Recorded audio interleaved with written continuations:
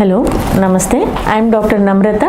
I am a gynecologist, basically obstetrician and fertility specialist. ఈరోజు మనం pregnancy వచ్చిన వారిలో చాలామందికి కడుపులో నొప్పి రావడం, బ్లీడింగ్ అవటం, ఒక్కోసారి అది అబార్షన్కి దారి తీయడం కూడా జరుగుతూ ఉంటుంది. దీన్ని రికరెంట్ ప్రెగ్నెన్సీ లాస్, అలా ఒక్కసారి 2 సార్లు, యూజువల్గా 2 సార్లు కన్నా ఎక్కువైతేనే మనం ఇది అబార్షన్ రికరెంట్ ప్రెగ్నెన్సీ లాస్ అనే దాని కింద తీసుకుంటాం. ఇది ఎందువలన వస్తుంది? రికరెంట్ ప్రెగ్నెన్సీ లాస్ అనేది అసలు ఎందువలన మనకి జరుగుతుంది, వాటిల్లో ఏ కారణాలు ఉంటాయి? ఇప్పుడు 2 సార్లు అబార్షన్ అయిపోయింది అని వచ్చిన వాళ్ళు ఒక్కొక్కసారి వాళ్ళ హిస్టరీ కరెక్ట్గా మేము తీసుకుంటూ ఉంటాం అనమాట. ఒక్కోసారి పాలిసిస్టిక్ ఓవరీస్ అంటే ఇర్రెగ్యులర్ పీరియడ్స్ ఉన్న వాళ్ళు కూడా కొంతమంది కొన్ని కారణాల వలన, వాళ్ళ ఫ్యామిలీలో ఉన్న ప్రాబ్లమ్స్ వలన, మా 2 నెలలు అయిపోయింది, పీరియడ్ దాటిపోయింది, అది మిస్క్యారేజ్ అయింది, 3 నెలలు అయిపోయింది, మిస్క్యారేజ్ అయింది అని ఒక్కొక్కసారి చెప్తూ ఉంటారు. ఇవన్నీ కూడా మేము కరెక్ట్గా అనలైజ్ చేసుకుని ప్రీవియస్ రిపోర్ట్స్ అన్నీ చూసుకుని నిజంగా ప్రెగ్నెన్సీ వచ్చింది, యూరిన్ టెస్ట్లో ప్రెగ్నెన్సీ పాజిటివ్గా తేలింది, స్కాన్లో పాజిటివ్గా తేలింది, అది మరలా అబార్షన్ అయిపోయింది. డాక్టర్ ఒకవేళ క్యూరిటేజ్ చేశారు, అంటే డిఎన్సీ లాగా క్యూరిటేజ్ చేశారు, లోపల నుంచి ఏమైనా ప్రోడక్ట్స్ ఉన్నాయేమోనని చెప్పి టెస్ట్ చేసి స్కాన్ చేసి ఒకవేళ ఉంటే కనుక క్లియర్ చేసేస్తామన్నమాట. దాన్ని క్యూరిటేజ్ అంటారు. సో డాక్టర్ గారు ఇలా చేశారు. ఇవన్నీ మాకు ఇన్ఫర్మేషన్ ఫస్ట్ నుంచి కూడా కరెక్ట్గా ఉండాలి. సో అలా కాకుండా అవన్నీ కూడా కరెక్ట్గా ఉండి 2 సార్లు 3 సార్లు కన్నా కూడా ఎక్కువ సార్లు అబార్షన్స్ అయిపోతూ ఉంటే దానికి వేరియస్ రీజన్స్ ఉంటాయి. అవి ఎలాంటి రీజన్స్ ఉంటాయి అనేది మనం చూసుకుందాం. ఒక్కోసారి యూట్రస్లో అబ్నార్మాలిటీ ఉంటుంది. యూట్రస్లో మధ్యలో చిన్న యూట్రస్ ఇంతే ఉంటుంది కదా, మామూలుగా యూట్రస్ ఇంతే ఉంటుంది. అస్సలు ఒక్కసారి కూడా ప్రెగ్నెన్సీ రాని వాళ్ళలో చాలా చిన్నగా ఒక చిన్న పియర్ షేప్, అంటే ఒక చిన్న అంజీరకాయ ఉంటుంది కదా, అట్లా ఉంటుంది అనుకోండి. చిన్న పియర్ షేప్లో మనకు ఉంటుంది యూట్రస్. ఒకసారి బిడ్డ అనేది లోపల అతుక్కున్న తర్వాత, అంటే ఇంప్లాంటేషన్ జరిగిన తర్వాత స్లోగా యూట్రస్ పెరగడం స్టార్ట్ అవుతుంది. 9 monthsకి చాలా పెద్దగా మనకి ఎనార్మస్ సైజు వచ్చేస్తుంది అనమాట. సో అలా వచ్చిన యూట్రస్ ఒక్కసారి డెలివరీ అయిపోయిన తర్వాత మరలా నెమ్మదిగా ఒక 12 వారాలు తీసుకుంటుంది ఇన్వల్యూషన్ అవ్వడానికంటే, దాన్ని మరలా బ్యాక్ నార్మల్ సైజు రావడాన్ని, దాన్ని ఇన్వల్యూషన్ అంటాం. సో యూట్రస్ కనుక సరిగ్గా కాంట్రాక్ట్ అయ్యి ఇన్వల్యూషన్ సరిగ్గా జరగకపోతే, ప్రాసెస్ జరగకపోతే చాలా ఓవర్గా బ్లీడింగ్ అయిపోతుంది ప్యూర్పెరియంలో. అంటే డెలివరీ అయిపోయిన తర్వాత చాలా ఎక్కువ బ్లడ్ లాస్ ఉంటుంది. అప్పుడు కూడా చాలా ఎనీమియా వచ్చేస్తుంది. ఇవన్నీ జాగ్రత్తగా ఉండాలి. మ్యాక్సిమం ఎన్ని రోజులు బ్లీడింగ్ అవుతుంది? అది మ్యాక్సిమం ఒక వారము 2 వారాలు అంతవరకే అవుతుంది. బ్లీడింగ్ అనేది కూడా ఆటోమేటిక్గా తగ్గుతూ ఉంటుంది. స్లోగా యూట్రస్ దానంతట అదే కాంట్రాక్ట్ అయిపోతూ ఉంటుందన్నమాట. న్యాచురల్గా మనకి స్టామినా ఉంటుంది, రెసిస్టెన్స్ పవర్ ఉంటుంది, ఇమ్యూనిటీ ఉంటుంది. తర్వాత సో ఇవన్నీ కూడా చాలా ఇంపార్టెంట్. అందుకే మనం ఫుడ్ కూడా చాలా బాగా తీసుకోవాల్సి ఉంటుంది. ప్రెగ్నెన్సీలో కానీ డెలివరీ అయిపోయిన తర్వాత కూడా చాలా బలంగా మంచి ఫుడ్ తీసుకోవాల్సి ఉంటుంది. సరే, ఇప్పుడు మనము మన టాపిక్ ఏంటంటే రికరెంట్ ప్రెగ్నెన్సీ లాస్. ఇలా అసలు ఏ కండిషన్స్లో అవుతాయి డాక్టర్ గారు అని అడిగితే, ఎక్కువ మందికి, చాలామందికి క్రోమోజోమల్ అనామలీస్ ఉంటాయి. క్రోమోజోమల్ అబ్నార్మాలిటీస్, జీన్ మ్యూటేషన్స్, ఒక్కొక్కసారి అసలు ఫ్యామిలీలో ఏమి ఉండవు, కానీ సడన్గా ఆల్ ఆఫ్ ఏ సడన్ కొన్ని జీన్స్ మ్యూటేషన్స్ అంటే ఆటోమేటిక్గా మార్పు చెంది అప్పుడు అవి మనకి ఈ యొక్క మన అంటే ఇంప్లాంట్ అయిన బిడ్డ, ఆ ఎంబ్రియోస్ అబార్షన్ అయిపోవడానికి వాటికి కారణం అవుతాయి అన్నమాట. ఒక్కోసారి యూట్రైన్ అబ్నార్మాలిటీస్ అంటే యూట్రస్ 2గా చీలిపోవడం కానీ, ఒక చిన్న యూనికార్న్వేట్ అంటే ఉండాల్సిన సైజు కన్నా చిన్నగా ఉండడం కానీ, లేకపోతే యూట్రస్ ఫండస్లో అంటే యూట్రస్ యొక్క పై భాగంలో ఇట్లా ఉంటుంది కదా యూట్రస్, దాని పై భాగంలో ఒక గోడలాగా సెప్టమ్ ఉండడం కానీ, ఇలాంటివి కూడా జరుగుతూ ఉంటాయి. ఒక్కోసారి కొంతమంది సర్జికల్ ఇవాక్యుయేషన్, ఒక్కోసారి అంతకుముందు పూర్వకాలంలో ఎప్పుడైనా డిఎన్సీ చేస్తే, ఒక్కోసారి ప్రీవియస్గా మీకు ప్రెగ్నెన్సీ వచ్చింది, అది లాస్ అయింది, బాగా డిఎన్సీ ఎక్కువగా క్యూరిటేజ్ ఓవర్గా చేసేసారనుకోండి, బాబోయ్ ఇంకా ఎక్కువ బ్లీడింగ్ అయిపోతుందేమో, చాలా ప్రోడక్ట్స్ ఉండిపోయినాయి అనుకుని ఓవర్గా చేసేసినా కూడా ఒక్కొక్కసారి యూట్రస్ అనామలీస్ అట్లా అంటే డిఫెక్ట్ వచ్చేస్తుంటుంది అనమాట. నెక్స్ట్, ఒక్కొక్కసారి సడన్గా పేషెంట్ అసలు ప్రెగ్నెన్సీ బ్లీడింగ్తోనే వస్తారు. అంటే ఆ లోపల స్కాన్ చేస్తే ఒక్కోసారి ఆ ఫీటస్ డెత్ అయి ఉంటుంది. దాన్ని మిస్డ్ అబార్షన్ అంటాం అనమాట. ఆ మిస్డ్ అబార్షన్ ఉన్నప్పుడు దాన్ని ఎవాక్యువేట్ చేసేసినప్పుడు ఆ ఫీటస్ యొక్క ఆ కన్సెప్షన్ని బయటికి వచ్చేసిన పార్ట్స్ని కూడా మనము దీనికి పంపిస్తాం టెస్ట్కి, క్యారియోటైపింగ్ అనే టెస్ట్కి, క్రోమోజోమ్స్ ఏమైనా ప్రాబ్లం ఉన్నాయేమోనని టెస్ట్కి పంపిస్తాం.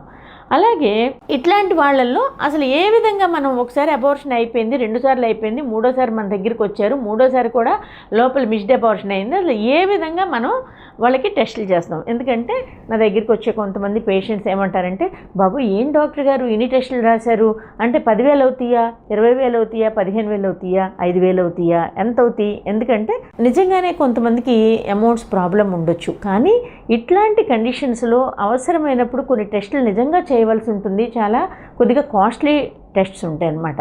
సో వాటిల్లో మనం ఏ విధంగా అడుగుతాం వాళ్ళని, అసలు ఎందుకని ఇట్లా 3 సార్లు అయ్యిందంటే ఏమేమి హిస్టరీ వాళ్ళ దగ్గర తీసుకోవాల్సి ఉంటుంది, అంటే మీరు ఏమేమి మాకు చెప్పాల్సి ఉంటుంది, డాక్టర్కి ఏం చెప్పాలి. సో మామూలుగా మేము అడుగుతూ ఉన్నప్పుడు మీకు ఏమన్నా ఆటో ఇమ్యూన్ డిసీజెస్ అంటే అంతకుముందు జాయింట్ పెయిన్స్ ఏమన్నా ఉన్నాయా మీకు కానీ, మీ అమ్మకి కానీ, ఫ్యామిలీలో కానీ, లేకపోతే స్కిన్ ర్యాష్ వస్తూ ఉంటుందా, ఎప్పుడు ఎలర్జీ వస్తూ ఉంటుందా అనేది కూడా మనం ఎప్పుడు చెప్తూ ఉండాలి. Next features related to antiphospholipid syndrome అనేది ఒకటి, ఒక్కొక్కసారి మైగ్రేన్ అంటే తలకాయ నొప్పి విపరీతంగా, మైగ్రేన్ తెలుసు కదా, ఎపిలెప్సీ అంటే ఫిట్స్ రావడం అనమాట. అలాగే వాస్కులర్ థ్రాంబోసిస్, ఎప్పుడైనా ఎక్కడైనా మనకి ఒక్కొక్కసారి కాళ్ళల్లో కానీ ఎక్కడైనా చిన్నది గడ్డ కట్టేసేసి ఆ కాళ్ళంతా వాసిపోయి చాలా ఇబ్బంది ఏర్పడుతూ ఉంటుంది కొంతమందికి, అందరికీ కాదు కొంతమందికే. సో అలాంటిది వాస్కులర్ థ్రాంబోసిస్ అంటారు. అట్లాగే జాయింట్ పెయిన్స్ ఏమన్నా ఉన్నాయా, అలాగే రేనాల్డ్స్ డిసీజ్ అంటే ఒక్కొక్కసారి ఏమవుతుందంటే ఈ వాస్కులర్ డిసీజ్ అనేది ఉంటుంది. అక్కడ ఈ ఫింగర్ లాస్ట్ పార్ట్స్కి ఆ కడుపుకి ఏమవుతుందంటే బ్లడ్ సప్లై సరిగ్గా అందదు, అక్కడంతా బ్లూయిష్గా అయిపోతూ ఉంటుంది అనమాట. అట్లాంటి కొన్ని బ్లడ్ డిజార్డర్స్ ఉంటాయి. అంటే ఇది అందరికి వస్తుందని కాదు, భయపడొద్దు, బట్ ఇలాంటి కండిషన్స్ మేము అడుగుతాం. నెక్స్ట్ అలాగే ఫీచర్స్ రిలేటెడ్ టు థ్రాంబోఫిలిక్ డిజార్డర్స్, ఏమన్నా personal or family history of vascular thrombosis కానీ, అంటే లేకపోతే ఎవరికైనా బ్లడ్ క్లాట్ అయిపోయిందా, ఒక్కొక్కసారి చూడండి మనం బ్రెయిన్లో బ్లడ్ క్లాట్ అయింది, కాళ్ళకి బ్లడ్ క్లాట్ అయింది, కాళ్ళు వాపు వచ్చేసినాయి, లేకపోతే కాళ్ళలో ఉన్న రక్తనాళాలు ఉబ్బినాయి, ఇలాంటివన్నీ మనం తీసుకుంటూ ఉంటాం. లేకపోతే కొంతమందికి ఏమవుతుంది, ఒక్కోసారి పేరెంట్స్కి కూడా 50 years కన్నా తక్కువలోనే హార్ట్ ప్రాబ్లమ్స్ కానీ అట్లాంటివి ఏమన్నా వచ్చినాయా, 60+70లో అంటే కామన్గానే జరుగుతూ ఉంటాయి, ఇవన్నీ పర్వాలేదు. కానీ 50 కన్నా బిలో పేరెంట్స్కి ఏదైనా ప్రాబ్లమ్స్, హార్ట్ ప్రాబ్లమ్స్ కానీ హైపర్ టెన్షన్ ఏమన్నా ఉందా, ఇట్లాంటివి కూడా కొన్ని మేము ఎలిసిట్ చేస్తూ ఉంటాము. అలాగే ఎన్విరాన్మెంటల్ టాక్సిన్స్కి కానీ డ్రగ్స్ ఏమన్నా అన్వాంటెడ్ డ్రగ్స్ తీసుకున్నారా కూడా మేము అడుగుతూ ఉంటాము. అలాగే ఎనీ సర్జరీస్ టు సర్విక్స్, గర్భసంచికి కానీ గర్భసంచి ద్వారానికి కానీ ఏమన్నా ఆపరేషన్స్ ఏమైనా అయినాయా, అంటే ఒక్కోసారి ఈ ఫైబ్రాయిడ్స్, యూట్రైన్ ఫైబ్రాయిడ్స్ కానీ, లేకపోతే ఎడినోమయోసిస్ లైక్ అంటే యూట్రస్ ఏమన్నా వాపుగా వచ్చేస్తే ఓవరాల్గా ఒక్కోసారి సర్జరీ చేయడం అవుతుంది. ఒక్కోసారి నెక్స్ట్ సర్విక్స్కి, గర్భసంచి ద్వారం దగ్గర ఏమన్నా ఫైబ్రాయిడ్ ఉన్నా, లేకపోతే గర్భసంచి ద్వారం దగ్గర ఇంకేదైనా అంటే ప్రొలాప్స్ ఏమన్నా ఉండి అట్లాంటి వాటికి బాగా లాంగ్ సర్విక్స్ అలాంటివి ఏమన్నా ఉన్నా కూడా ఒక్కోసారి సర్జరీలు చేస్తూ ఉంటాము. అలాగే ఓవేరియన్ సర్జరీస్, అంతకుముందు ఏమన్నా ఆపరేషన్స్ అయినాయి, ఇవన్నీ కూడా మాకు మీరు చెప్పాల్సి ఉంటుంది. అట్లాగే ఫ్యామిలీ హిస్టరీలో కూడా రికరెంట్ మిస్క్యారేజెస్ కానీ, పీసీఓఎస్ కానీ, లేకపోతే డయాబెటీస్ కానీ, ఏమైనా జెనెటిక్ డిజార్డర్స్ కానీ, లేకపోతే థ్రాంబోఫిలియా అది కానీ, ఎర్లీ ఆన్సెట్ కార్డియాక్ డిసీజ్ కానీ, స్ట్రోక్ కానీ, ఇవన్నీ లెస్ దెన్ 50 yearsలో ఇలాంటివన్నీ కూడా మనం ఫ్యామిలీ హిస్టరీలో కూడా ఒక్కొక్కసారి మేము అడుగుతాము. ఒకవేళ ఏ డాక్టర్ అయినా మిమ్మల్ని అడగకపోయినా కూడా మరలా మీరు చెప్పవలసి ఉంటుంది. సో ఇట్లాంటి కేసెస్లో రొటీన్గా ఇన్వెస్టిగేషన్స్ ఏమేం చేయాలి, ఎందుకంటే చాలామంది పేషెంట్స్ ఇన్వెస్టిగేషన్స్కి వచ్చేటప్పటికి ఈరోజు వస్తాం రేపు వస్తామని చెప్పి వెళ్ళిపోవడం, మరలా ఈలోపు మళ్ళీ ప్రెగ్నెన్సీ రావడం, మరలా అబార్ట్ అవ్వడం, ఏది చెప్పినా వినరు అనమాట. సో వాళ్ళకి యూజువల్గా మేము రొటీన్గా ఇన్వెస్టిగేషన్స్ ఏమేం చేస్తామంటే అల్ట్రాసౌండ్ స్కాన్ చేస్తాము, ఆల్ హార్మోన్స్ అన్నీ కూడా మనం టెస్ట్ చేస్తాము. అలాగే క్యారియోటైపింగ్, బోత్ పార్ట్నర్స్కి, వైఫ్ అండ్ హస్బెండ్కి క్యారియోటైపింగ్ చేస్తాం. నెక్స్ట్ ఏమైనా మిస్క్యారేజ్ అయిన టిష్యూ ఉందనుకోండి, అంటే ఇప్పుడే మన దగ్గరికి వచ్చి ప్రాబ్లం అయింది, చూపించుకున్నారు, అది మిస్క్యారేజ్ అయిందని చెప్పి క్లీన్ చేసాం కదా, ఆ టిష్యూ, బేబీ ప్రోడక్ట్స్ అనమాట, embryonic products. Next pelvic ultrasound scan తీస్తాము. స్కాన్లో ఏమైనా యూట్రైన్ అనామలీస్ ఉన్నాయా, ఏమైనా ప్రాబ్లమ్స్ ఉన్నాయా, ఫైబ్రాయిడ్స్ ఉందా, లేకపోతే ఎడినోమయోసిస్ ఏమైనా, గర్భసంచి బాగా ఉబ్బుగా ఉందా, గర్భసంచి లోపల ఇంకేమైనా ప్రాబ్లం ఉందా, ఎండోమెట్రియోసిస్ అట్లాంటి సిస్ట్స్ ఏమైనా ఉన్నాయా, లేకపోతే పూర్తిగా అతుకులు ఉన్నాయా, గర్భసంచి లోపల పొరలో పూర్తిగా బాగా అడ్హీషన్స్ ఏమైనా ఉన్నాయా, ఇవన్నీ కూడా మేము చెక్ చేస్తాం. Next anti cardiolipin antibodies IgG IgM అనేవి ఉంటాయి. ల్యూపస్ యాంటీకోయాగ్యులెంట్, తర్వాత hormones LH FSH prolactin thyroid hormones ఇవన్నీ కూడా. నెక్స్ట్ థ్రాంబోఫిలియా స్క్రీనింగ్ చేస్తాం, అంటే క్లాటింగ్ ఫ్యాక్టర్స్ ఏమైనా ప్రాబ్లం ఉన్నాయా అనేది చూస్తాం అనమాట. యాక్టివేటెడ్ ప్రోటీన్ C రెసిస్టెన్స్ అనేది కూడా ఇంకొక టెస్ట్ ఉంటుంది, అది చేస్తాము. తర్వాత యాంటీ థ్రాంబిన్ 3, ఆ తర్వాత ఫ్యాక్టర్ 8 ఇట్లాంటివి టెస్ట్ చేస్తాం. వాటిల్లో ప్రాబ్లమ్స్ ఉంటే డెఫినెట్గా ఇలాంటివి మిస్క్యారేజెస్ అవుతూ ఉంటాయి. Next protein C protein S చూస్తాము. ఒక్కో చోట కొంతమంది దొరికిన దగ్గర థ్రాంబో ఇలాస్టోగ్రఫీ అనేది ఒక టెస్ట్ ఉంటుంది, ఆ టెస్ట్ చేస్తాము. అలాగే నెక్స్ట్ రూబెల్లా అలాంటి వైరస్ ఏమైనా ఉన్నాయా, రీసెస్ ఫ్యాక్టర్సు, టార్చ్ ఇన్ఫెక్షన్స్ ఇవి కూడా రికరెంట్ అబార్షన్స్లో మేము టెస్ట్ చేస్తాం. టార్చ్ అంటే toxoplasma, rubella, cytomegalo virus, herpes simplex 1, herpes simplex 2 ఇలాంటి వైరల్ ఇన్ఫెక్షన్స్ అన్నీ కూడా మనం ఎలిసిట్ చేసుకోవాలి. అట్లాగే ఇవన్నీ చేసుకున్న తర్వాత ఆ రిపోర్ట్స్ అన్నీ చూసుకుని ఫలానా రీజన్ వల్ల ఈ ప్రాబ్లం వచ్చింది అని అంటే ఆ రీజన్ని క్లియర్ చేసుకుని మరలా మనం ప్రెగ్నెన్సీకి వాళ్ళకి చెప్తాం. అలాగే క్యారియోటైపింగ్ చేసిన తర్వాత వైఫ్కి కానీ హస్బెండ్కి కానీ ఏమైనా ప్రాబ్లం వచ్చిందనుకోండి క్యారియోటైపింగ్లో, అట్లాంటప్పుడు ఏం చేస్తాం, కౌన్సిలింగ్ ఇస్తాము. క్రోమోజోమల్ అబ్నార్మాలిటీస్ ఎక్కువగా చాలా వరకు ఇలాంటి ప్రాబ్లమ్స్కి దారితీస్తూ ఉంటాయి. అలాగే సింగిల్ జీన్ డిఫెక్ట్స్ అనేవి కూడా. Next advanced maternal and paternal age 2. Next anatomical defects of uterus fundus. So septum ఉందనుకోండి, దానికి ఏం చేయాలి, సెప్టమ్ రిసెక్షన్ చేసి మరలా మనం ప్రెగ్నెంట్ అవ్వమని చెప్తాము. అలాగే